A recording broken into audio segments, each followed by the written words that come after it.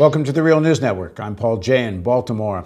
In Quebec, a provincial election has been held. A new government has been elected. The Parti Québécois is now a minority government.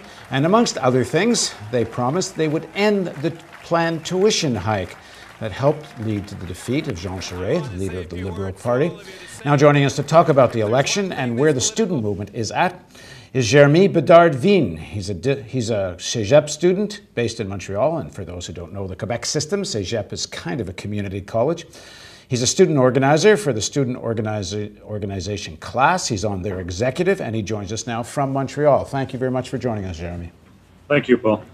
So, first of all, to what extent do you think the tuition issue and the student uprising, which for those who haven't followed this story was massive, there were demonstrations at times in the hundreds of thousands, how much did that contribute to the downfall of Charest and the Liberal, or some people call neoliberal government? Oh, it contributed hugely. It's kind of the elephant in the room. In fact, I think it contributed in two major ways. First of all, prior to the election, of course, the strike movement made those issues, the issue of the tuition hike, but also deeper issues around education, notably free education, and the corporatization of our post-secondary system were put on the forefront. And so the parties had to react. The PQ, which has been elected in a bid to gain student votes, wore the red square for a little while and promised to end this tuition hike. Now, we also continued to raise those issues during summer as we went on a tour of 30 Quebec cities. Class has not played a direct role in the election proper, but as you can see from the participation rates, this election was very much a huge deal, especially as students voted more and more than prior elections. Right. So, in effect, they did contribute to the downfall of the Liberal governments. So the strike, there was a vote whether to keep the strike going. For those who, again, haven't followed this, if I have it correctly, the semester, sort of make-up semester began. There was just a couple of weeks ago, there was a vote amongst Quebec students whether to continue the strike, and quite a large majority voted not to continue the strike, or at least to suspend it pending the elections. But 10,000 students voted to continue the strike and are still on strike. So where is the strike at? Now there's a new government that's promised not to raise tuitions. Well, the strike, as you said, we had several strike votes in early August following the continuation of the suspended semester. This was an election period, and as you noted, most students chose to wait for the electoral results. Now, several did continue the strike, and we saw a lot of episodes of police repression, even within the campuses, notably at Université de Montréal, where the police barged in and even, arrested professors for taking photographs, kettled students inside their classrooms as they were having a General Assembly, unreal scenes. But now those students who are still on strike will go back in their General Assemblies following the election result. Yesterday, today, tomorrow. I would have to say that most are ending the strike, but there's still a very high possibility that they will go back on strike if the PQ does not follow up on their promises to cancel the tuition hike. Now, what's the perception of things in Quebec? We've been looking at some of the Quebec press, and there seems to be some people at least trying to suggest, well, the student movement really didn't have that much to do with this. The Liberal government was already unpopular anyway. What is public opinion in Quebec? Do they see this as a victory for the students? Oh, I definitely think they see it as a victory for the students.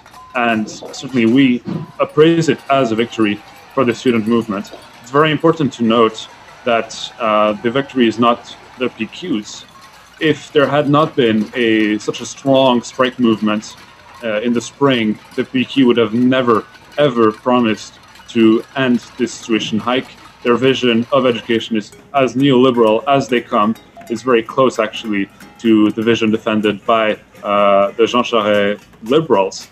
And this shift to the left and to answering the demands of the students was made possible by the intense amount of popular pressure on them throughout the strike and during the election campaign, as well as a fear that the students go back on strike, on a full-scale strike, if they do not answer those demands. So in effect, we have managed to make that government, that newly elected government, bulge just a few days after the election. And for those who don't know the PQ, Parti Québécois, it's traditionally been considered a sort of social democratic party, somewhat left of center in theory at least, but it's had a nationalist mandate. But within the PQ, there's always been a left and a right wing within the PQ. Do you think the current politics, especially the public support for the students, does that in some way push the PQ a little bit more to the left, even if it's just to garner votes? Does it create some space for a somewhat less neoliberal PQ? Oh, well, I would hope so. I certainly hope that their government will be somewhat less neoliberal than the previous government. But the PQ is kind of a lesser evil. What's important to know is that throughout history, the PQ has been much quicker to answer the demands of social movements as they answer to such pressure groups as social movements. In 1996, for instance, Pauline Marois was Minister of Education in a PQ government. She proposed to raise tuition at that time. She was met with an unlimited general strike, and in 2 weeks, she receded on the tuition hike. This is entirely different from the attitude we've come to expect from the Liberals, of course, which have waited weeks and weeks before negotiating. The PQ is very afraid of social movements, and we certainly hope for more victories in the coming few weeks, as they have promised to hold a summit, an education summit, which will decide of the future of education in Quebec. Now, we will see what this summit is composed of. If it gives more place to corporations, for instance, I don't expect us to participate. But if it is set on fair terms, we will surely push for our core demand, the core demand of the student movement since 1969, which is free education, free education accessible to all, and free education free of corporate influence. And that was always a big piece of this struggle, that this was not just about one set of tuition hikes. It's about a broader vision for what kind of society Quebec is. So you have this, the summit, and as you say, you may be going to it if you think it's a fairly organized summit. But what is the next steps for the student movement in terms of pushing this broader vision? Well, our broader vision was always about free education first and foremost. And if we have one on the tuition increase, we can certainly expect student associations, although I would not presume of the General Assemblies, expect that those student associations will now move towards a more combative stance on the issue of free education, push it further now that we've won our first game, our first victory on the tuition hike. And that position will be defended at the summit. It will be defended in further demonstration. We've already got one coming up on the 22nd of September. And of course, in the short term, our priority will be to make sure this tuition hike is canceled and to further radicalize our allies in the union sector, for instance, in preparation for the summit. Now, one final question. Traditionally, over the last decades, the student movement has been very associated with the sovereigntist movement, the movement for Quebec independence. How much is that still an issue in the student movement, and in terms of class and its vision of what it's fighting for? Where is the issue of sovereignty? It's certainly not an issue for class itself.